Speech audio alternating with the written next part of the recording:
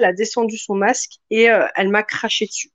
En fait, il m'attrape le voile sur le côté et il me tire mon voile sur le côté, donc mon voile s'arrache. Je suis choquée, je regarde et j'ai l'impression d'être une spectatrice en fait. J'ai pas l'impression que c'est quelque chose qui se passe dans la réalité parce que je suis tellement choquée. Il y a aucun son qui sort de ma bouche, j'arrive même pas à crier ou quoi que ce soit. Pour aller à l'école de ma fille, il faut que je passe par un parc. Et sur ce parc, donc, il y a l'avenue, il y a un banc sur le côté et il y a une femme qui m'a demandé si j'avais du feu, si j'avais un briquet. Et du coup, simplement, je lui ai dit que j'avais pas de briquet parce que je ne fumais pas. Et je suis partie. Et en avançant, je me suis rendu compte, avec le bruit des cailloux et du chemin derrière moi, que quelqu'un me suivait, quelqu'un marchait vraiment proche de moi.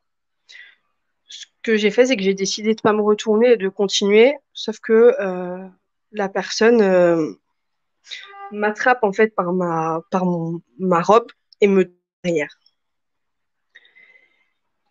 Et moi, mon intuition, elle me dit de pas me retourner et du coup, je continue à marcher le plus vite possible.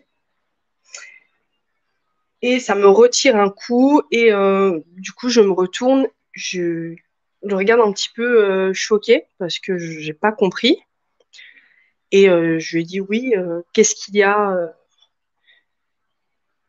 Il m'a demandé encore une deuxième fois si j'avais un briquet.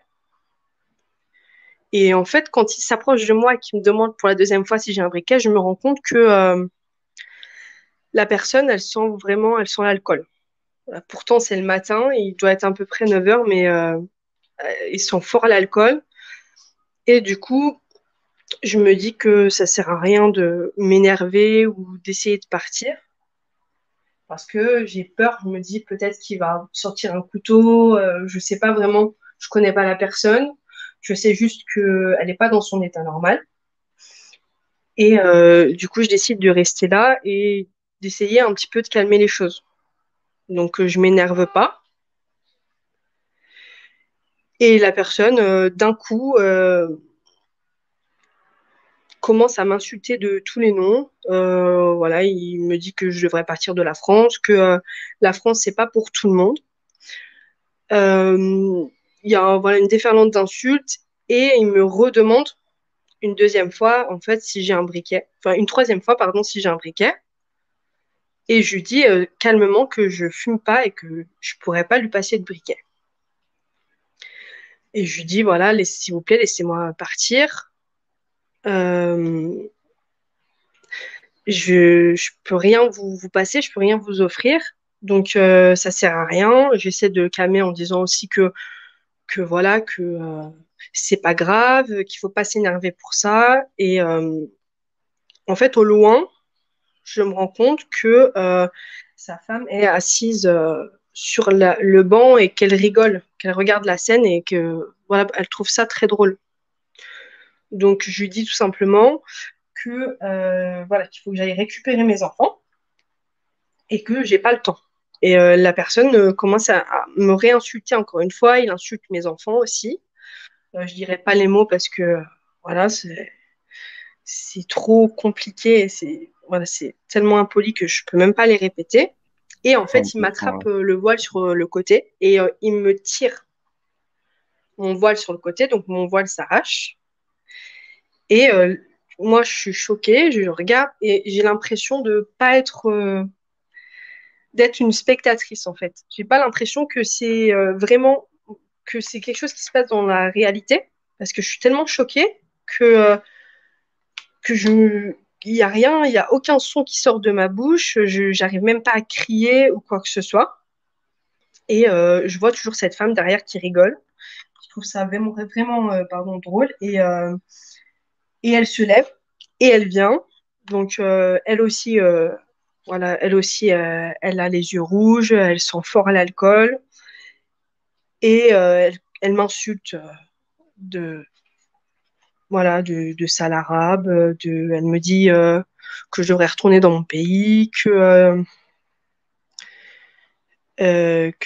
voilà que la France c'est pas pour moi, que je suis là seulement pour les aides sociales. plein de choses qui sortent un petit peu dans tous les sens. Même moi, je ne comprends pas vraiment ce qui se passe à ce moment-là parce que elle passe vraiment d'une insulte aux aides sociales, voilà, au fait que je suis pas française aussi. Je décide de me taire parce que je me dis que ça sert à rien d'augmenter voilà, de lui répondre pour au final que ça augmente le problème. Et, euh, et en fait, quand elle voit que je réagis pas et que je réponds pas, je pense que c'est ce qu'elle cherchait en fait. Vraiment, elle voulait que je réponde et c'est ça qui l'a un petit peu frustrée. Du coup, elle a descendu son masque et elle m'a craché dessus.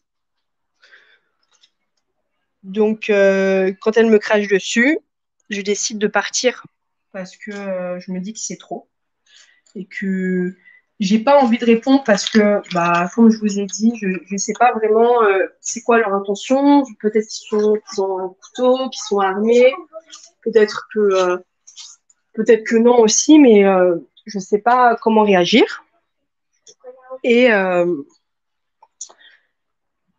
et du coup, je pars, je vais donc à l'école de ma fille. Et la maîtresse de ma fille, quand elle me voit directement, elle comprend déjà ce qui s'est passé, puisque mon voile est arraché, j'ai du crachat sur moi. Donc, je la regarde et elle me dit, mais qu'est-ce que vous avez fait? Moi, j'avais un masque à ce moment-là. Du coup, il m'avait aussi arraché mon masque en m'arrachant le voile. Euh, j'ai plus de voile, j'ai plus de masque, j'ai du crachat partout sur mon visage, etc. Et du coup, elle me propose déjà, dans un premier temps, donc d'aller dans les toilettes pour me nettoyer. Donc j'y vais, j'essaie de remettre mon voile comme je peux. Et j'essaie surtout de ne pas montrer à ma fille ce qui vient de se passer, pour pas qu'elle en soit choquée, en fait, qu'elle se rende compte qu'il y a des gens qui, pour qui c'est vraiment un passe-temps de rabaisser les autres, de les humilier d'une façon ou d'une autre. Et du coup, je décide vraiment de rester calme. Je m'énerve pas. Je m'énerve pas. Je pleure pas non plus. Et la maîtresse me dit directement, écoutez, si vous voulez porter plainte, moi, je me mets en tant que témoin, il y a aucun problème. Et elle me demande si je veux appeler la police. Et sur le coup, je lui dis que non, parce que j'ai envie vraiment qu'il y ait un minimum de personnes qui me voient dans cet état-là. J'ai pas envie voilà, j'ai pas envie de me montrer, on va dire, dans ce moment de faiblesse-là. Et du coup, je refuse, je prends ma fille et je rentre chez moi. Quand je rentre chez moi, j'appelle mon mari directement parce que voilà, ce qui vient de m'arriver, c'est quand même grave. Et du coup, mon mari quitte le travail et il vient directement à la maison. Il me parle un petit peu, il essaye de me raisonner pour que justement j'aille porter plainte parce que au début, je veux pas. Et lui, en même temps, il va chercher un petit peu dans le quartier pour savoir déjà retrouver les gens s'ils sont encore là et savoir d'où ils viennent parce que nous, on ne les connaît pas. On habite depuis 8 ans dans le quartier et on ne les a jamais vus. Et au final, mon mari arrive à savoir directement que ces personnes-là sont chez une personne qui est dans notre bâtiment. C'est quelqu'un qui est un petit peu instable, qui va faire la fête un petit peu partout en France et qui les a ramenés en fait sans les connaître. En tout cas, c'est ce que lui il raconte.